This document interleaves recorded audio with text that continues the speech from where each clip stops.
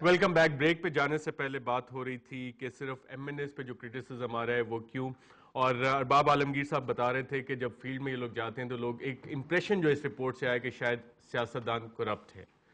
کیا یہ پرسپشن آپ کو یہ سوال فیس کرنے پڑے ہیں؟ بالکل جی, ہمیں یہ سوال فیس کرنے پڑے ہیں, اور میں تو یہ کہتا ہوں اور میری پارٹی بھی یہ کہتی ہے, میری لیڈرشپ بھی یہ کہتی ہے کہ اکاؤنٹیبلٹی ہونی چاہیے, ایسیٹس ڈکلیریشن ہونے چاہیے. لوگوں کو, ہم پبلک پراپرٹی ہے, لوگوں کو حق ہے کہ وہ ہمارے بارے میں ان کو پتہ ہو کہ ہماری پراپرٹیز ہیں, ہماری ایسیٹس ہیں, کہاں سے آئی ہیں.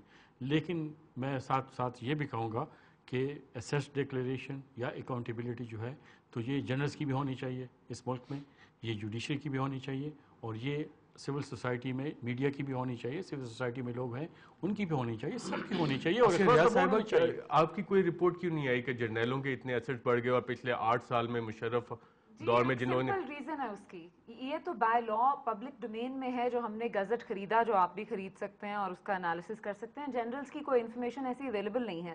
یہ بیٹھے ہوئے نا اسمبلی میں, ان سے کہیں کہ لا پاس کر دیں, ہر کوئی بائی لا اس کو ڈکلیئر کرنے پڑیں گے. میرے ایسٹس بھی جو میں ٹیکس دیتی ہوں, ایک ٹیکس ڈائریکٹری ہر ایک کی اویلیبل ہو اس ملک میں, کون کتنا ٹیکس دیتا ہے, کس کے کیا ایسٹس ہیں, وہ پبلک کر دیں بائی لا, وہ سب کے سامنے آ جائے گا.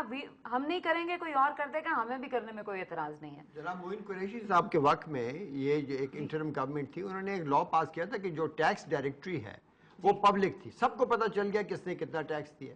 اب میرے خیال میں اسمبلی کو, ارباب صاحب سے میں یہ ریکویسٹ کروں گا کہ آپ اسمبلی میں یہ پاس کروائیں کہ اس وقت موجودہ جتنے بھی ممبران ہیں وہ کتنا ٹیکس بھرتے ہیں, اور تمام ملک میں جتنے ٹیکس پیئرز ہیں وہ کتنا بھرتے ہیں. سب کے لیے جی, ہم تو خوشی سے ہم چاہتے ہیں کہ لوگوں کو پتہ چلے کہ ہم کتنا زیادہ ٹیکس بھرتے ہیں اور ان کو پتہ چلے. میں ایگری کرتا ہوں ارباب صاحب کی بات سے اور ڈاکٹر صاحب کی کہ پچھلے 63 سال سے اس ملک کے اندر صرف ایک پینڈنگ ایجنڈا ہے, اور وہ ہے اکاؤنٹیبلٹی کا. فوج آتی ہے تو پچھلے کو سے ڈیفینڈ کرتی ہے, یہ آتے ہیں ان کو ڈیفینڈ کرتے ہیں. اور آج اتنے بڑے مراحل کے بعد اگر ڈیموکریسی آئی ہے اور ہم نے اس اکاؤنٹیبلٹی کے پروسیس کو میچور نہ کیا, اور ہم یہ کہتے رہے کہ اس کی رپورٹ آ گئی, اس نے کرپشن کہہ دیا, ہم پر الزام آ گیا. نہیں بابا, آج کے اس وقت کے اندر جس وقت لوگوں کی انگلیاں ہم پر اٹھ رہی ہیں, اگر ہم نے اس اکاؤنٹیبلٹی پروسیس کو میچور نہ کیا, بلا تفریق اس میں چاہے جرنیل ہوں, ججز ہوں, کوئی بھی ہو, کوئی شخص ضرور پوچھے کہ جناب یہ بلو ایریا میں پلازا جو ہے آج سے چند سال پہلے آپ کنگلے تھے, کہاں سے آیا؟ یہ پراڈو 50 لاکھ کی آپ کے پاس کہاں سے آئی؟ اگر یہ اکاؤنٹیبلٹی نہیں شروع کریں گے تو خدا کی قسم میں آپ کو صحیح بتا رہا ہوں کہ اس ملک کے اندر اگر انہوں نے اکاؤنٹیبلٹی شروع نہ کی تو لوگوں کو اس ڈیموکریٹک پروسیس سے دیکھیں جی, میں آپ سے عرض کروں, یہ تو ڈیموکریسی کی بات انہوں نے کی ہے. جنرل پرویز مشرف کیپٹن سے لے کے جب جنرل بنے اور ٹیک اوور کیا, یہاں مارشل لا لگایا, اس وقت تک کا میں نے ان کا ساری انکم جو ہے وہ کیلکولیٹ کی, تو ان کی تنخواہ بنتی ہے 23 لاکھ روپے. میں نے یہ کہا کہ 23 لاکھ کی مزید مراعات آپ کی 46 لاکھ روپے. لیکن میں عرض کر رہا ہوں, سنیں نا میری بات, پہلے سن لینا, ابھی تو وہ باہر بھاگے ہوئے ہیں.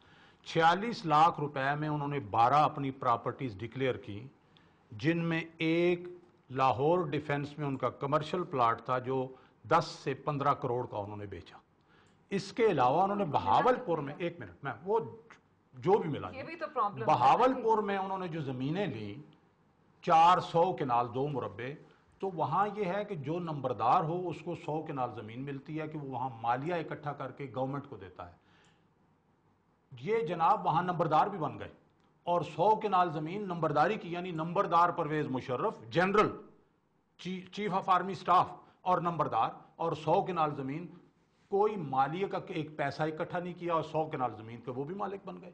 تو اس طرح کی, اور پھر اس کے علاوہ ان کے جو یہاں اپنا ان کی 40 کنال کی جو اب کوٹھی بنی ہوئی ہے, ملک سے باہر جو ایسٹس ہیں. اب وہ کہتے ہیں جی کہ انہوں نے تو لیکچر تو آپ نے جو دیے اب سال ہوا ہے, یہ سارے ایسٹس جو بنائے ہیں انہوں نے کس طرح بنائے ہیں, کیسے ان کا بینک بیلنس بنا. فاروق صاحب, نواز شریف صاحب کے بھی ایسٹس ملک سے باہر ہیں. ڈاکٹر زبیر صاحب, ڈاکٹر نہیں, ایک منٹ, نواز شریف تنخواہ دار آدمی نہیں ہے, یہ تو تنخواہ دار ہے, ان کا تو حساب ہے کہ یہ ان کی تنخواہ ہے کیپٹن سے لے کے جنرل تک, اس لیے میں یہ کہہ رہا ہوں. اب بات کریں ڈاکٹر.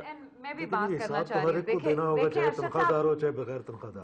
दो तीन बातें यहाँ पे हुई टाइमिंग्स की। उन्होंने कहा जी कि अल्ताफ हुसैन के बयान के बाद 14 सितंबर को हमने ये रिपोर्ट रिलीज की, और मैं उसकी आपको वजह बताती हूँ क्योंकि हम 15 को एक क्वालिटी ऑफ डेमोक्रेसी पे एक डेमोक्रेसी असेसमेंट, एक पूरा डेमोक्रेसी असेसमेंट ग्रुप है जिनमें इनकी पार्टी के सरताज अजीज साहब भी हैं और पार्टियों के लोग भी हैं, एक मल्टी पार्टिजान ग्रुप है जिसने वो किया।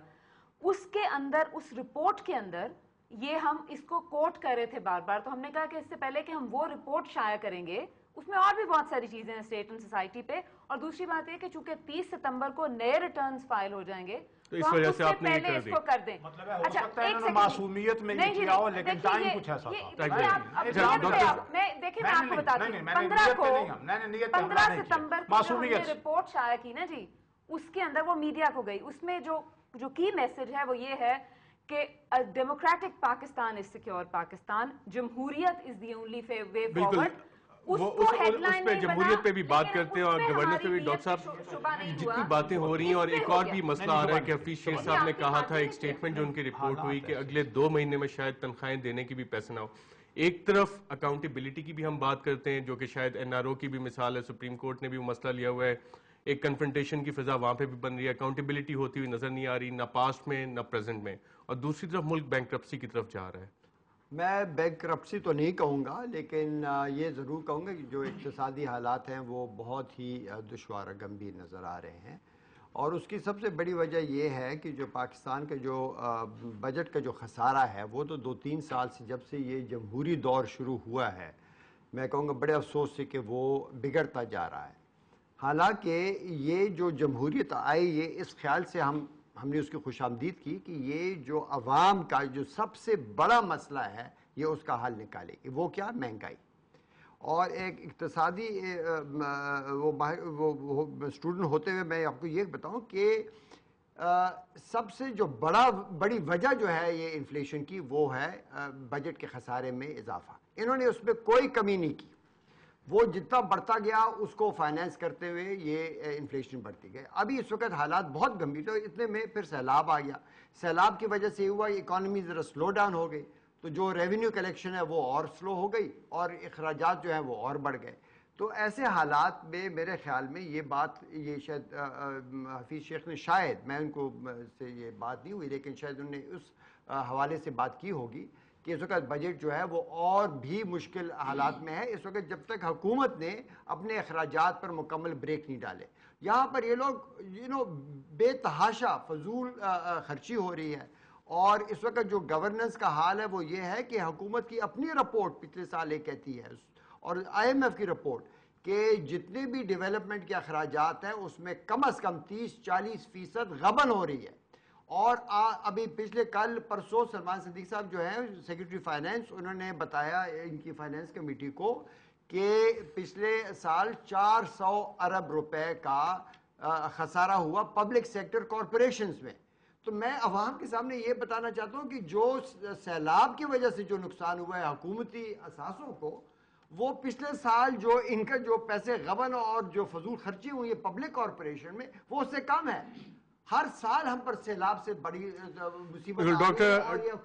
डॉक्टर जुबैर साहब ने बड़े इंटरेस्टिंग पॉइंट्स उठाए, और जब हम ब्रेक से वापस आएंगे तो मिनिस्टर साहब से पूछेंगे कि क्या हुकूमत फजूल खर्ची कर रही है, 30 से 40% गबन हो रहा है, और पब्लिक सेक्टर एंटरप्राइजेस के लॉसेस 400 बिलियन तक क्यों पहुंच गए। एक वक्फे के बाद